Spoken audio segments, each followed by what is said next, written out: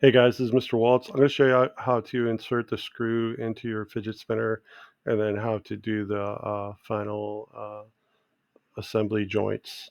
So we're going to we're going to go to McMaster car again. We'll go to insert McMaster car component and we're going to search. Actually, you don't have to search. You can just click screws and bolts. And then what we're going to do is drill down. So we're going to go through this menu. So first thing we want to do is pick metric. It's a metric screw. Next thing we want to do is the thread size. The thread size we are looking for is M4. Click M4. Thread pitch is going to be 0.7 millimeters. Um, Length is going to be 8 millimeters. And then head type, we want a flathead screw. Drive style, we want Phillips. And then material, we want to use stainless steel. Stainless steel is great because it doesn't corrode. They have a couple different types, 18.8 and 316. 18.8 is cheaper. This is a pretty easy application, so 18.8 is fine. We'll use an 18.8 screw. And then you can see here on the list, it shows you two finishes. You have passivated, which is a shiny finish, and black oxide, which is obviously black. We're going to use the passivated finish, which is what we actually have. You can see it's got 92010A218. Click on the part number, comes up with the CAD link down here. Make sure you have 3D SAT, and then click download. And what it's going to do, just like with the bearing, it's going to bring the screw into our assembly.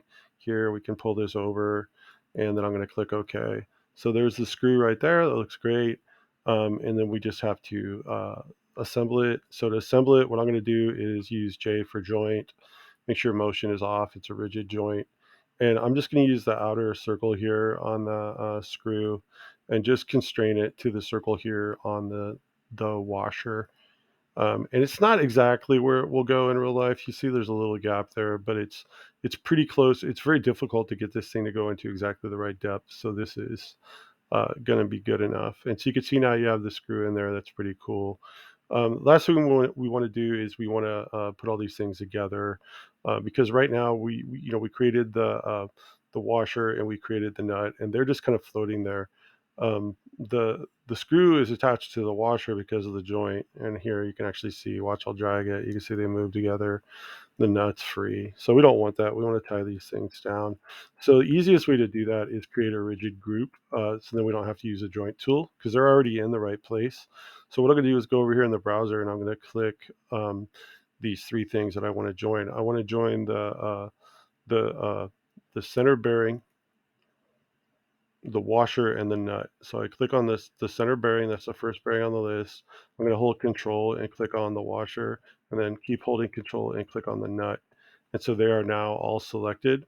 And then the tool that I'm going to use is up here under assemble. There's a thing called rigid group. And so it'll take everything you select and basically joint that together so it can't move. So I'm going to click rigid group. It's going to say components, and you can click OK.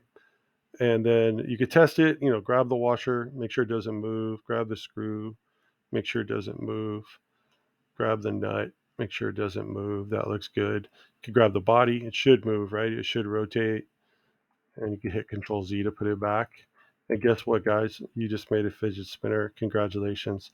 Go on to the next video. It'll show you how to do the assembly and drawings, and then you can get started on designing your own version. Okay, good luck.